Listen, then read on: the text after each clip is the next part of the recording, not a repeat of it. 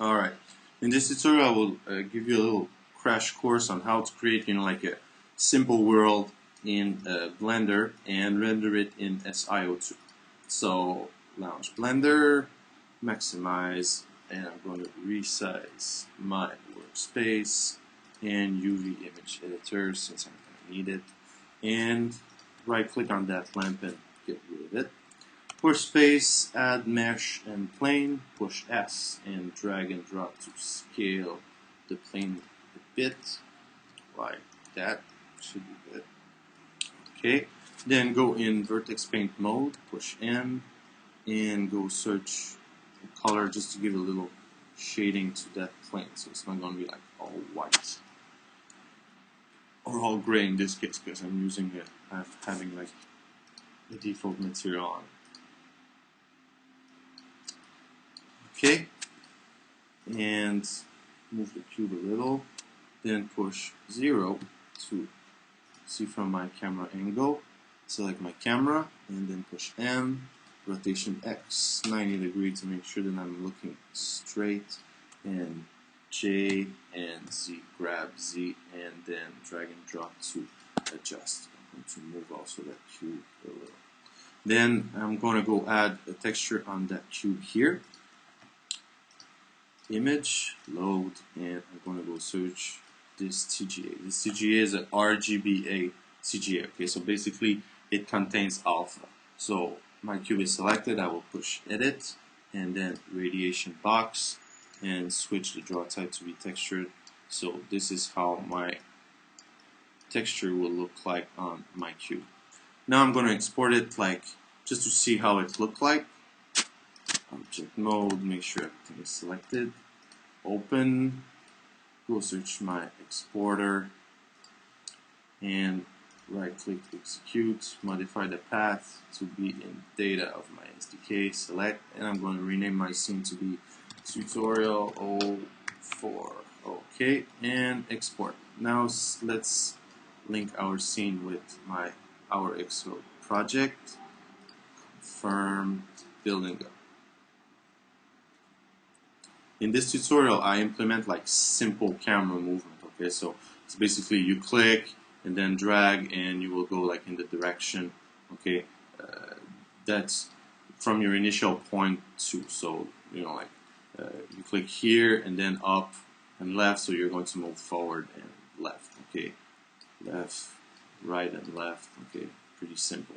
Really basic. There's no collision in this one. Collision is going to be in another tutorial. So basically, here we go. I got my cube with my texture on it, but this texture is supposed to have alpha. So basically, this area here is supposed to have alpha blending on it, but we don't see it at the moment. So we're going to go back in Blender, and this is part of the material properties. So make sure that my cube is selected.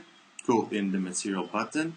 And make sure here that my first texture channel, I only have one, but if you have more than one, make sure that your first texture channel is selected. You cannot have multiple blend mode per material, only one blending mode per material. Instead, the OpenGL state, will clash. Okay, so first texture is selected, then map to, and I'm going to go search here, value that is, use the alpha value of this texture. Parentheses, most of the blending mode here are supported by SIO2, but not all of them, because I don't have access, to some of the value that I need in the blending function to be capable to make them work. But all the most popular one, like the GIMP, okay, layer blending mode are supported here. So for this one, I'm going to search value because I want to use the alpha value of my texture. I'm going to go back in scripting, and my cube is selected, so I'm simply going to do an update of my archive. All done, and I'm going to run it again. And now we can see that my texture here is using alpha. I can see through it, but it doesn't look quite right because basically I'm cueing back face here. Okay, to of course speed up things a little. So in this case, this box, we should, since this part is using alpha, we should be capable to see the back face. So we're going to go in Blender again and fix that little problem.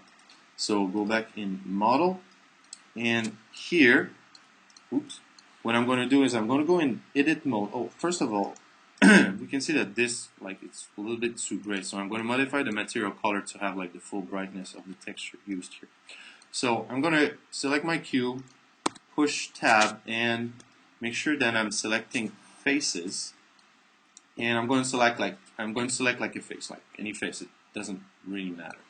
And I'm going to go in editing, and I'm going to go search here I'm going to take it out, texture face panel here, and I'm going to click on two sides. So this will cause front face and back face to be rendered for that geometry here. So I'm going to go back in scripting, object mode, my cube is selected, yes, and update. And build and go. So now we can see that the back face of my box is rendered properly. Now I'm going to go back in Blender again and model, and I'm going to duplicate that box to have more than one box, just to show you another thing. Alright, so Alt and D, 1, 2, 3, oops, 3 and 4. And I'm going to rename, okay, this is cube, so this thing, push N, and let's call it cube, oops, cube 1. So by default, okay, cube 2, cube 3, cube 4, and cube 5. Scripting, select everything this time because we have new objects. So update what we have changed on the one that already exists and add the new one to the SIO2 archive. Push play again. Here you go. So now we can see that the alpha blending, like, it's all good. Okay, even if we got like one problem, the main problem with when we're using alpha, like on triangles, on faces, is how to sort them to make sure that everything is rendering properly. Okay, so basically SIO2, the resource manager, is taking care of all that. It's going to like sort, it's going to be able to analyze which material are using alpha blending, and will sort them appropriately in order, to preserve, like the desired effect. Okay, so if we take a look, from this box we can see the other, and so on and so on. So everything is all sorted properly. Then I'm gonna go back in Blender, and okay, like most of you like that don't necessarily have like Blender, okay, that don't necessarily have like Blender file model rendered in Blender. Here I'm going to show you how to import like a simple 3ds. Okay, so file, import, and go search 3ds. I'm having on my desktop a little palm tree that I prepared for the occasion. Okay, then I'm going to push, I imported already, then I'm going to push backslash. That is going to give me like a local view of this mesh, okay, in space. So basically we can see that it's not like quite right. So make sure that this one is selected and push N, and I'm going to give like a 90-degree of rotation here. So we have, the appropriate z-axis. The z-axis is looking up. And I'm going to push S to scale it a bit. We can see here that like the leaves look kind of strange. That's because of the normals. So I'm going to push tab and make sure all faces are selected, and just resize a little, mesh, normals, and recalculate outside. So we can see that now like everything is the normals are oriented properly. I'm going to push backslash again to come back to my regular view, and push 7. And I'm going to go like in wireframe here. And object, push J to be able to move your object, grab. Then I'm going to duplicate it. Alt D 1, 2, and 3 times. Then give a little angle on these. So push R, to rotate. Alright.